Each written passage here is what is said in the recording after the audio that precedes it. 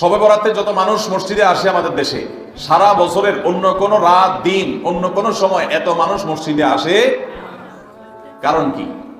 শবে বরাতে মানুষ মসজিদে বেশি আসে কেন? কি কারণে আসে বলেন দেখি? একজনকে সিন্নি খাওয়ার জন্য না, সিন্নি তো অন্যদিনও দেয়।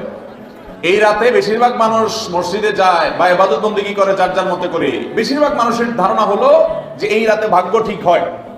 যেহেতু ভাগ্য ঠিক হয়, ভাগ্য নির্ধারণ হয়, সেই জন্য এই রাতে মসজিদে যায়, ভিড় জমায়, যে একটা রাত ইবাদত বন্দেগী করে যদি ভাগ্যটা নিজের অনুকূলে লিখে নেওয়া যায়, সারা বছরের ভালো কিছু লেখাই নেওয়া যায়। প্রথম কথা হলো ভাগ্য নির্ধারণ এই রাতে নয়, বরং লাইলাতুল কদরে হয়। দ্বিতীয় কথা হলো ভাগ্য নির্ধারণের জন্য একটা রাত মসজিদে গিয়ে ইবাদত বন্দেগী করলেই আমার ভাগ্য নির্ধারিত হয়ে যাবে বা ভাগ্য ভালো কিছু লেখা হয়ে যাবে ভাগ্যে, এরকম কোনো কথা কোরআন বা হাদিস থেকে পাওয়া যায়? যে কোনো ব্যক্তি যদি ইমানদার অবস্থায় ভালো কাজ করে, কোরআন হাদিসে নির্দেশিত কাজ, আল্লাহ যা করতে বলেছেন, রাসূল সাল্লাল্লাহু আলাইহি ওয়াসাল্লাম যা করতে বলেছেন, যদি সে কাজগুলো করে, এমত অবস্থা করে যে সে ইমানদার, অর্থাৎ ইমান থাকতে হবে, ইমান আছে এই অবস্থায় যদি নেক আমল করে, তাহলে কি হবে? আল্লাহ বলেছেন ফালানুইয়ান্নাহু হায়াতান তাইয়্যিবাহ, তাহলে সেই পুরুষ সে নারীকে আমি পবিত্র জীবন দান করব।